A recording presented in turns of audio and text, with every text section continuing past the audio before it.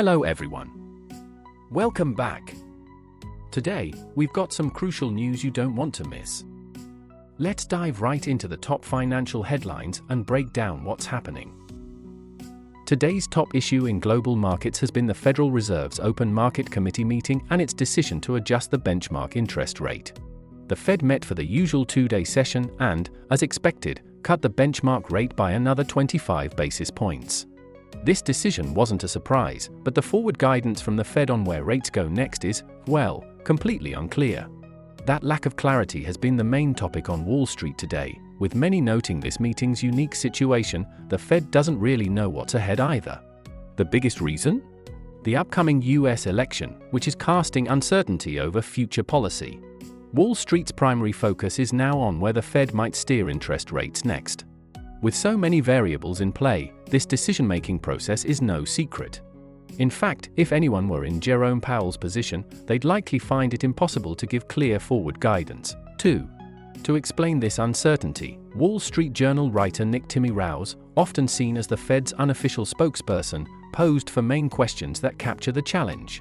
1. Will Trump's win drive economic demand and inflation? The market tends to react based on expectations rather than actual events. Just the anticipation of Trump's victory has spurred a lot of speculation and preemptive market moves. How these affect US inflation remains a big question, and there's really no way to know yet.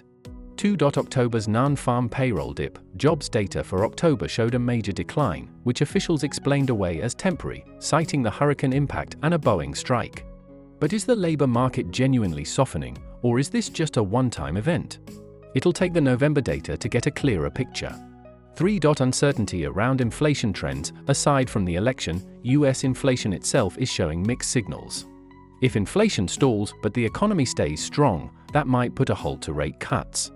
Yet if inflation ticks up, the Fed could be forced to raise rates. With the holiday season coming up, the Fed can't afford to take this lightly. 4. Where is the neutral rate? The neutral rate is a level of interest that neither stimulates nor slows down the economy, effectively letting it run on autopilot. Before the 2008 financial crisis, this rate was generally thought to be around 4%. But if the economy slows, a lower neutral rate of 2% might be more realistic. After today's 25-point cut, the rate is now close to 4% again. Is this close enough to neutral? No one's really sure, and opinions are mixed. Given these key uncertainties, it's nearly impossible for the Fed to give a solid forecast. Most analysts on Wall Street understand this, as Powell's position is complicated by all these moving parts. Before today's meeting, most assumed we'd see another 25-point cut in December, but after hearing from the Fed, they now realize the path forward isn't so clear-cut. This process of decision-making gives us a look into how US monetary policy is shaped. It's based on the realities of the economy rather than any political agenda. Today's Fed meeting is a reminder that in the current climate, predicting the future is a tall order, even for the experts. Our next big topic is the massive impact of Trump's election win, which is making waves across Wall Street and beyond. In a headline today, the Wall Street Journal describes Wall Street's excitement, saying the industry salivates over a new Trump boom. According to investors and analysts, this election has opened up a world of potentially huge, profitable opportunities. Why is Wall Street so thrilled about Trump's victory? The excitement mainly centers around anticipated pro-business policies. Here's how the Journal breaks it down. Trump's decisive win drove the US stock market up by $1.6 trillion on Wednesday, marking the fifth highest single-day gain in history. This surge reflects the anticipation among investors, bankers, and financial experts of several years of tax cuts, deregulation, and economic growth. Jack, a lead investor at Chicago-based Crisit Capital, said that people are already celebrating Trump's potential to drive economic expansion. Jack, who specializes in small company stocks, is betting that Trump's policies will provide the fuel for growth. Investors are especially optimistic about specific sectors, with financial stocks surging on the assumption that Trump will scale back regulatory scrutiny. There was a bit of a pullback in bank stocks today, though, after news of some potential issues at JP Morgan. Well-known investor Carl Icahn also shared his thoughts in an interview with the Wall Street Journal. He said that many mergers and acquisitions had been blocked by the previous administration, but with Trump in office, that might soon change. Of course, Wall Street's optimism isn't without some caution. Economists warn that Trump's policies could bring inflation risks and a larger budget deficit, which might keep the Fed from cutting rates as aggressively as many would hope. This risk ties back to the Fed's current dilemma, as outlined in our first story, where they're facing an unclear path ahead. The Journal notes two major reasons why Wall Street is cheering Trump's win. Deregulation of financial institutions. Trump has openly stated his intent to reduce regulations on financial institutions. For Wall Street, fewer regulations directly translate to fewer obstacles and more freedom to operate profitably. Relaxed approach to mergers and acquisitions. M&A. Unlike Democratic administrations, which tend to scrutinize large corporate mergers under antitrust laws, Trump is expected to take a more hands-off approach. This change has excited investment banks, who make significant profits from handling M&A deals. Goldman Sachs CEO David Solomon expressed his enthusiasm in a message to employees, saying that the new administration could bring important policy shifts that positively impact their business and clients. After a few years where mergers slowed due to strict antitrust policies and pandemic effects, Trump's stance could unleash a wave of M&A activity, which Wall Street has been eager to jump back into. For the investment banks, this isn't about ideology, it's about numbers and profit potential. This piece helps us understand the logic behind Wall Street's optimism. The market is optimistic because it's running the numbers, calculating the potential gains, and banking on policies that could boost its bottom line. The third key news today is an analysis from The Economist on the implications of the Republican Party's sweeping win in the elections. With Trump's victory in the presidential race, the GOP has also secured control of the Senate. Based on the current state of House races and results so far, it's clear that the Democrats' hopes of taking back the House have been seriously undercut, failing to achieve the anticipated comeback. Today, The Economist projected that even with slow vote counts in places like California, Democrats are expected to lose at least one seat in the House. Before the election, Republicans held a 5-seat lead over Democrats, and despite some Democratic gains, it's unlikely to be enough to flip the House. The Economist predicts Republicans will narrowly retain the House, completing a full sweep, the presidency, Senate, and House. This complete control by Republicans marks a significant win for Trump, offering him considerable advantages as he begins his second term. But how will this influence his ability to govern? The Economist outlines four main benefits this red wave brings for Trump. Cabinet appointments. Trump's cabinet choices will face little resistance in the Senate, allowing for smoother appointments. Judicial nominations. He'll also have an easier time appointing judges at the federal level who align with his administration's values. Federal spending approval. With a GOP-controlled Congress, Trump is likely to get more cooperation on budget and spending approvals. Tax legislation. Congress will be more receptive to Trump's tax plans, paving the way for new tax policies. Nothing brought Republicans together more in Trump's first term than his judicial nominations. With McConnell as Senate Majority Leader, the Senate confirmed 234 Trump-appointed judges, including 3 Supreme Court justices. By the end of his second term, Trump could continue shaping the Supreme Court, reinforcing a conservative majority. This influence could shift American legal decisions further to the right and solidify a conservative Supreme Court for years to come. Next year, however, McConnell is expected to retire, and John Thune is likely to take over as Senate Majority Leader. Thune, a GOP establishment figure, has had a somewhat rocky relationship with Trump, though they've recently reconciled. How strong this alliance remains is yet to be seen. With Republicans now in full control of Congress, Trump's ability to push his agenda through will be significantly easier. This analysis from The Economist provides valuable insights into how the US government may operate under this GOP-dominated landscape and is certainly worth following closely. Fourth important news, today's Bloomberg report takes a hard look at the polling industry, questioning why polls consistently miss the mark and whether they're even useful anymore. The reliability of polls has been a hot topic worldwide, especially in democratic countries like the United States. Bloomberg's headline captures the issue well. What looked like a toss-up turned into a red wave. Did pollsters get it wrong? Before the election, over 500 polling agencies in the US showed a close race, predicting tight outcomes in key swing states.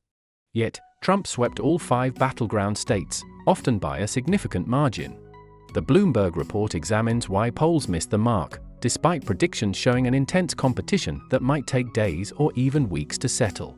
Instead, Trump claimed a decisive victory the next morning, flipping all 5 swing states and leading in 2 additional states.